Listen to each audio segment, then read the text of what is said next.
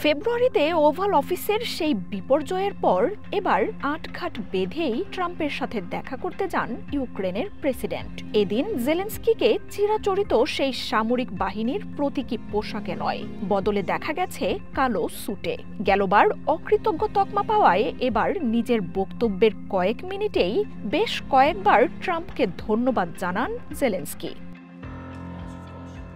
যুদ্ধবিরতি নিয়ে হোয়াইট হাউসের আলোচনায় ট্রাম্পকে ঘিরে টেবিলের চারপাশে অবস্থান নেন জেলেনস্কি এবং ইউরোপীয় নেতারা। কয়েক মাস ধরে এক এক করে প্রায় সব নেতাই সাক্ষাৎ করেছেন ট্রাম্পের সাথে, আর সোমবার আলোচনার টেবিলে সেই শিক্ষাই কাজে লাগান তারা। পুতিনে মুগ্ধ ট্রাম্পকে না রাগিয়ে নিজেদের চাওয়া পাওয়ার কথা তুলে ধরেন নেতারা।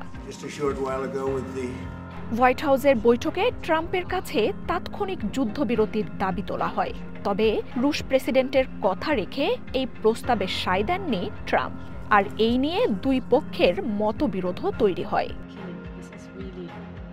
বৈঠকে সবচেয়ে গুরুত্বপূর্ণ ইস্যুই ছিল ইউক্রেনের নিরাপত্তা। রাশিয়ার সাথে শান্তি চুক্তিতে ইউক্রেনকে নিরাপত্তার নিশ্চয়তা দেবে স্বয়ং আমেরিকা, এমন প্রতিশ্রুতি চান নেতারা। তাতে সম্মত হয়েছেন ট্রাম্প। এর মাধ্যমে ওয়াশিংটনের কাছ থেকে আকাশ ও জলসীমা পাহারা, প্রতিরক্ষা সরঞ্জাম ও গোয়েন্দা তথ্য সরবরাহের মতো প্রস্তাব থাকতে পারে। মিত্রদের সহায়তায় আমেরিকার কাছ থেকে নিরাপত্তার জন্য প্রায় $100 বিলিয়ন সমরাস্ত্র কেনার প্রস্তাব দিয়েছেন জেলেনস্কি।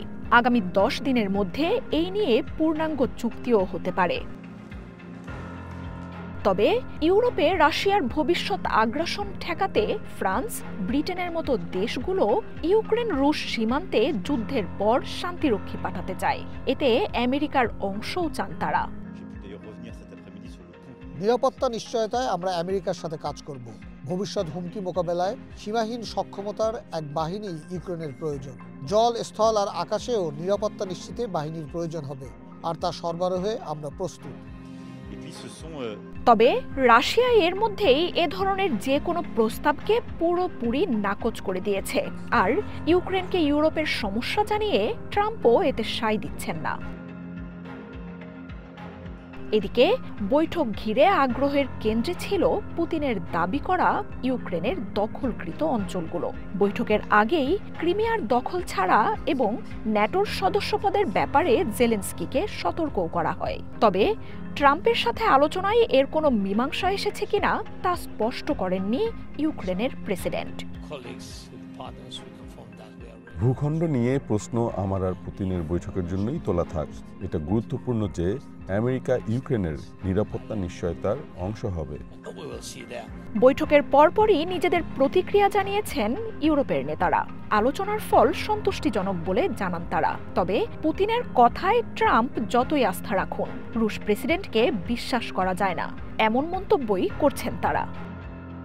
মার্জিয়া উপমা, ওয়ান নিউজ।